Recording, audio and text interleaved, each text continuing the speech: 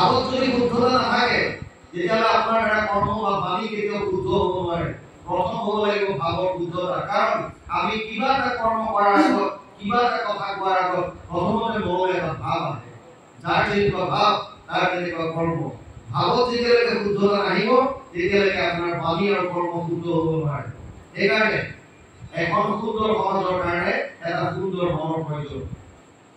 আমি স্বচ্ছ ভাৰতৰ কথা কৈছো, ঘৰত স্বচ্ছ ভাৰত, বাহ্যিকভাৱে নহয়, আভ্যন্তৰীণভাৱে কৰিবলৈ চেষ্টা কৰক।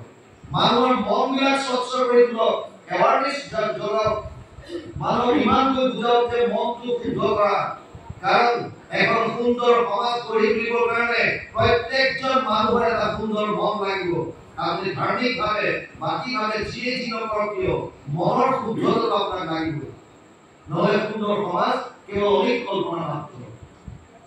প্ৰহ্লাদে দ্বৈত শিশুসকল কৈছে, যদি বুদ্ধিমান হয় যিজন মানুহ তেওঁ কুমাৰ কালৰ পৰা ঈশ্বৰ ভক্তি কৰিব। কাৰণ কলিযুগৰ আমাৰ মূল বস্তু হৈছে ভক্তি। যদি ভক্তি নকৰে, আমাৰ গুৰুজনাই লিখিছে কীৰ্তনত, মনুষ্য শৰীৰ পাই যিটো নৰকত নকৰে তোমাৰ যদি শ্ৰৱণ কীৰ্তন, বিফলে জনম কৰিলা ভৈলা কল্পনা, জীৱন জনে মৰা কিন্তু আধিৰ বিশ্বাস। বেৰচলি লিখিছে কীৰ্তন। মানুহৰ শৰীৰ পাই যদি আমি শ্ৰৱণ কীৰ্তন নকৰো তেতিয়া জন্মটো বিফলে যাব বুলি লিখিছে। মহাপুৰুষ মাধৱদেৱে লিখিছে, এই জন্মটো সফল কৰাৰ ফৰ্মুলা হৰি চৰণে শৰণ লৈলো, মানৱী জনম সফল কৰিলো। কেৱল এটাই ফৰ্মুলা, ঈশ্বৰৰ চৰণত শৰণ লোৱা আৰু তেওঁৰ লীলাসমূহ শ্ৰৱণ কীৰ্তন কৰা। সেইকাৰণে প্ৰহ্লাদে কৈছে, কুমাৰ কালত ভূয়া একমত ভকতি আচৰ, যদি বুদ্ধিমন্ত তেওঁ হয়। কি কৰিব পাৰে? মনুষ্য জনমে ধৰ্ম অৰ্থ কাম মুখ্যকো পাৰে দিবাক, হেন জানি যত ভকতি কৰক যাৰ ইচ্ছা দৌৰিবাক। মানুহৰ শৰীৰত দিব পৰা বস্তু হৈছে চাৰি পুৰুষাৰ্থ, ধৰ্ম অৰ্থ কাম মুখ্য। এইটো বুজিব। ভক্তি মাৰ্গত ভাগৱত ধৰ্ম বিশেষভাৱে আৰম্ভ হৈছে ধৰ্ম প্ৰৌঢ়িত কীৰ্তন। কীৰ্তন মানে চাৰি পুৰুষাৰ্থৰ ওপৰত। মুক্তিকো যোনে বাঞ্ছা নকৰে তাক ভাগৱত ধৰ্ম আহিছে ভক্তি।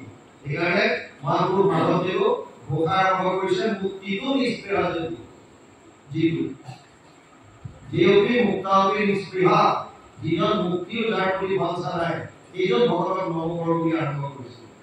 হ'লেও মানুহৰ শৰীৰত চাৰি পুৰুষাৰ্থ কৰিব পৰাৰ ক্ষমতা দিছে।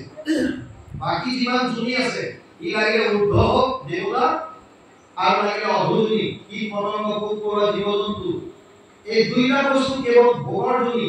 মানুহৰ যোনি এনেকুৱা কেৱল ভক্তি কৰিব পাৰে, সাধনৰ যোনি যোনি। সেইকাৰণে ব্ৰহ্মা আৰু দেৱতাসকলেও মানুহৰ যোনি ল'ব বিচাৰিছে, মানুহৰ শৰীৰত আহিব বিচাৰিছে। কিয়?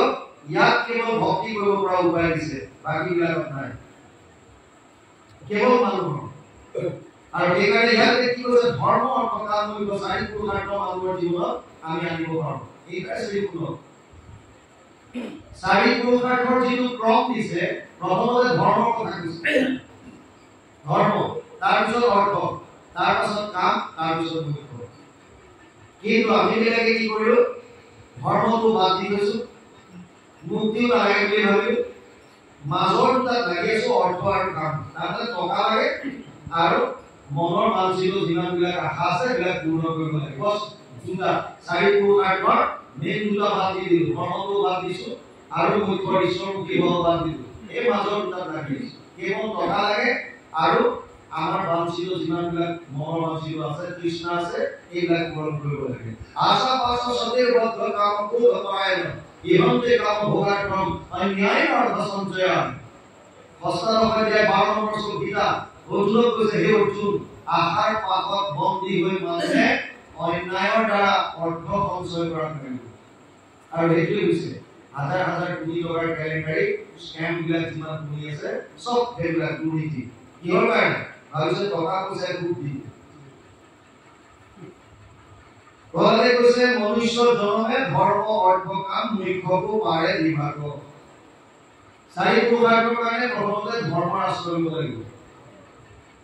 চাওক, মানুহ আৰু পশু পক্ষীৰ মাজত যদি আমি কেৱল চাৰিটা কাম কৰি থাকো তেতিয়াহ'লে আমাৰ আৰু পশু পক্ষীৰ মাজত একো পাৰ্থক্য নাথাকে।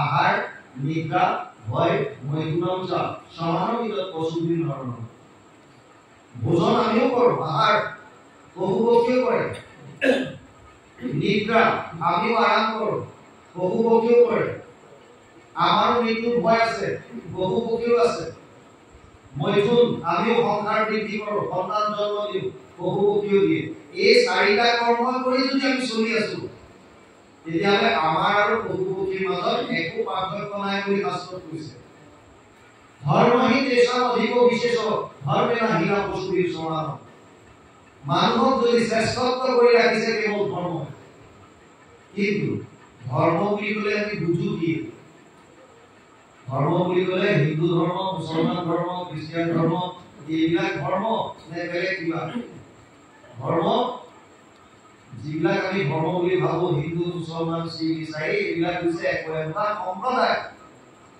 ঈশ্বৰ উপাসনা কৰাৰ পদ্ধতি কিন্তু বৰ্তমান তেওঁলোককো ধৰ্ম বুলি কোৱা হৈছে এইবিলাক কথা কিন্তু একোটা সম্প্ৰদায় ধৰ্ম ধৰ্ম অকল মানুহৰ যে আছে নহয় বস্তু আছে ধৰ্ম অবিহনে অস্তিত্বই নাথাকিব যেনে জুই ধৰ্ম ই তাপ দিয়ে পোহৰ দিয়ে সংস্পৰ্শত আহিলে জ্বলাই দিয়ে কিন্তু জুই ধৰ্ম যদি জুয়ে তাপ দিয়ে তো বাতি দিয়ে যদি জুই প্ৰকাশটো যদি নাইকিয়া হৈ যায় জুইত যদি সংস্পৰ্শত আহিলে যদি জ্বলোৱাৰ শক্তিটো নাইকিয়া হৈ যায় তেতিয়াহ'লে জুই জুই হৈ নাথাকিব অস্তিত্ব নাইকিয়া হৈ যাব শ্ৰেণী ধৰ্ম মিঠা শ্ৰেণীৰ পৰা যদি মিঠাপনটো নাইকিয়া কৰি দিয়ে শ্ৰেণীৰ অস্তিত্বই নাই কোনে শ্ৰেণী বুলি ক'ব প্ৰত্যেকটো বস্তুৰ নিজস্ব ধৰ্ম আছে মানুহৰ ধৰ্মৰ বিষয়ে মনুস্মৃতি 10টা লক্ষণ দিছে ভিতিক সমাজ ধৰ্ম অস্তেয় শৌচম ইন্দ্ৰিয় নিগ্ৰহ